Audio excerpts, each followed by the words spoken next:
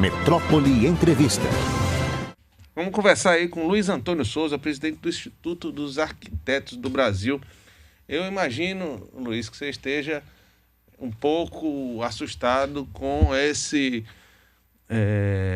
essa penhora e agora essa ida do leilão ao prédio do arquivo, e eu queria ouvi-lo.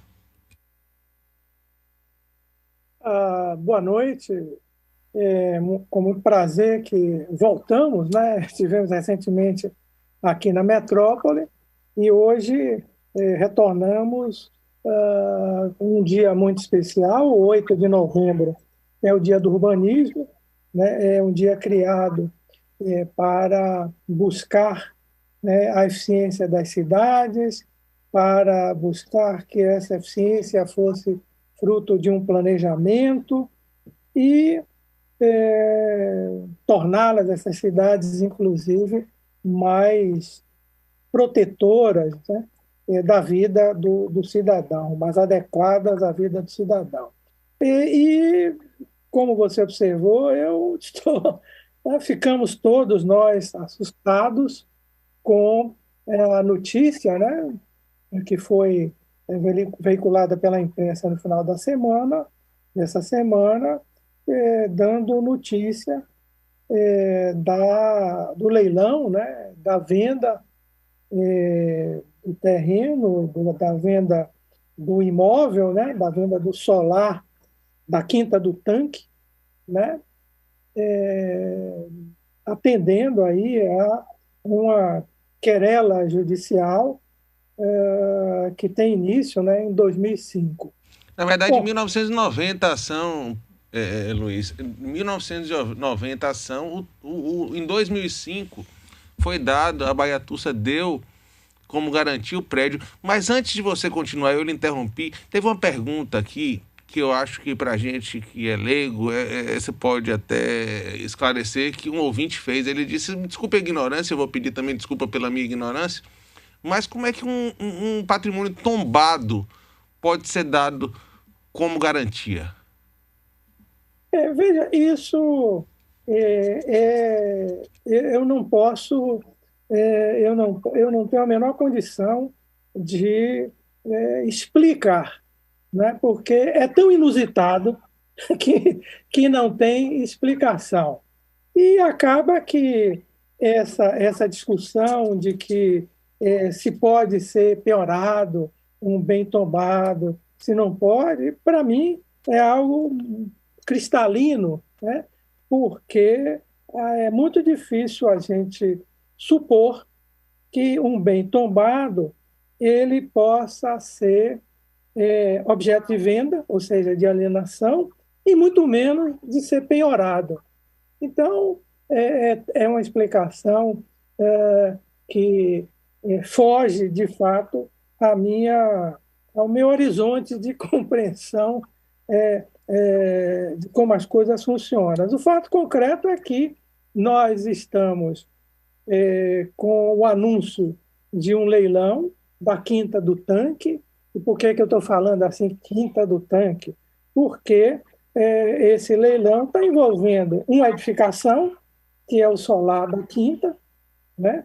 O sobrado da Quinta, e o terreno, que são 20 mil metros quadrados, numa área privilegiada do ponto de vista de investimentos. Então, eu considero que é inusitado essa situação, que a sociedade, né, porque isso não é um problema do governo, isso não é um problema isolado, isso é um problema da sociedade local e da sociedade brasileira, porque, afinal de contas, na Quinta do Tanque funciona o Arquivo Público do Estado da Bahia, né?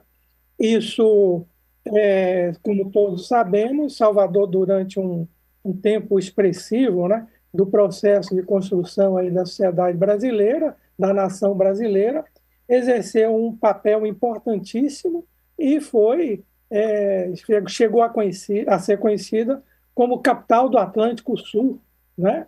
Então, desde 1980, que o Arquivo Público do Estado da Bahia custodia documentos dos mais importantes para a história do Brasil, para a história, enfim, para a história do mundo, né? Porque são documentos, uma boa parte deles, né? Ou seja, esse acervo do arquivo público, ele é um acervo singular e raro, a tal ponto que foi considerado pela Unesco, né, que é um órgão, inclusive, ligado à ONU, como vamos chamar assim, como um protetor, um lugar que custodiava a memória do mundo. Tá? Então, é inexplicável o leilão, não só do edifício tombado, que é a quinta, edifício e quinta do tanque, né, como essa situação, porque na quinta do tanque é onde está o acervo público do Estado, como eu disse. Né? Então, fica sempre a pergunta, bom, vai leiloar e quem adquirir nessa ação mercantil o imóvel, nessa ação mercantil imobiliária o imóvel, vai fazer o quê com o arquivo? Né? Então, esse é um ponto bastante preocupante, né? De algo, inclusive, que foi tombado em 1940, né? Ou seja, o patrimônio, o Instituto do Patrimônio Histórico e Artístico Nacional, em 1949, ele inscreve no livro de tombo histórico a Quinta do Tanque, né? E eleva essa edificação à condição de monumento nacional. Então, sem dúvida, inusitado, preocupante, e a expectativa é que o poder público, né, o governo estadual, que é constituído, né, do executivo, judiciário e legislativo, saibam atuar no sentido de desenlinhar o que a gente poderia considerar como um imbróglio significativo do ponto de vista de expor a memória do mundo a uma situação, no mínimo, preocupante. Eu quero agradecer aí seus esclarecimentos e a disponibilidade de falar com a gente. A gente conversou aí com o Luiz Antônio Souza, presidente dos Institutos de Arquitetos do Brasil, aqui da Bahia. Muito obrigado, Luiz. Tá bom, um grande abraço para vocês e vamos esperar que essa situação tenha um desfecho favorável à memória do mundo, né?